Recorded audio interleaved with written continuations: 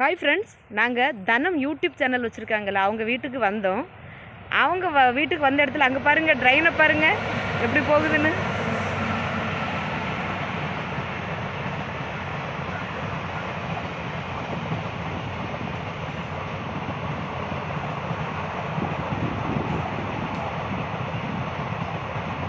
என்ன ஒரே தான் வந்துக்கிட்டே இருக்கு.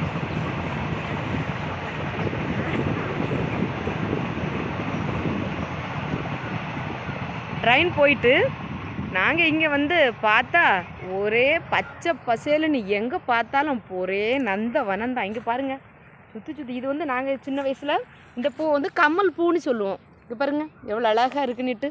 கம்மல் பூ இதே காற்றுல கம்மல் மாதிரி இருக்குது பார்த்தீங்களா, அதனால் நாங்கள் காற்றுல இப்படி வச்சுருப்போம்.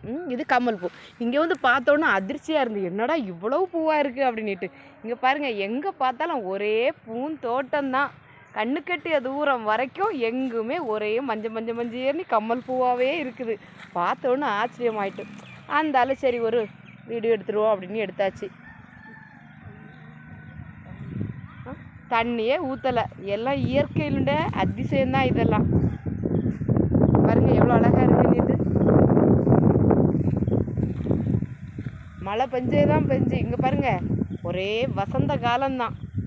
இங்கே பாருங்க பசு, இதெல்லாம் காணதுக்கு கொடுத்து வச்சுருக்கணும். ஏன்னா சின்ன வயசில் இப்படி மாடெல்லாம் கெட்டி போட்டிருக்கதெல்லாம் நாங்கள் வந்து அப்படி பார்த்துருக்கோம். ஆனால் இப்போ தான் நம்ம தனம் யூடியூப் சேனல் வச்சுருக்காங்கல்ல, அவங்கள பார்க்க வந்தோம். அவங்க வந்த இடத்துல இங்கே பாருங்கள் நல்ல கண்ணுக்கு குளிமையான நிறைய காட்சிகளெல்லாம் பார்த்தோம். இங்கே பாருங்கள் எவ்வளோ அழகாக இருக்குன்னுட்டு. நீங்களும் பார்த்துக்கோங்க எப்படி இருக்குது. சூப்பராக இருக்குதுல்ல, அழகாக இருக்கா. பசு மகாலட்சுமி அவள் பசி ஆற்றிக்கிட்டு நிற்கிறா. எல்லாம் பார்த்தாச்சு. இங்கே பார்த்தாலும் தென்னை மரம் பச்சை பசேல்னு இருக்குது. நீங்களும் முடிஞ்சாக்கி குமரி மாவட்டத்தை வந்து இந்த இயற்கையான பேரழகை நீங்களும் வந்து ரசிச்சுட்டு போங்க.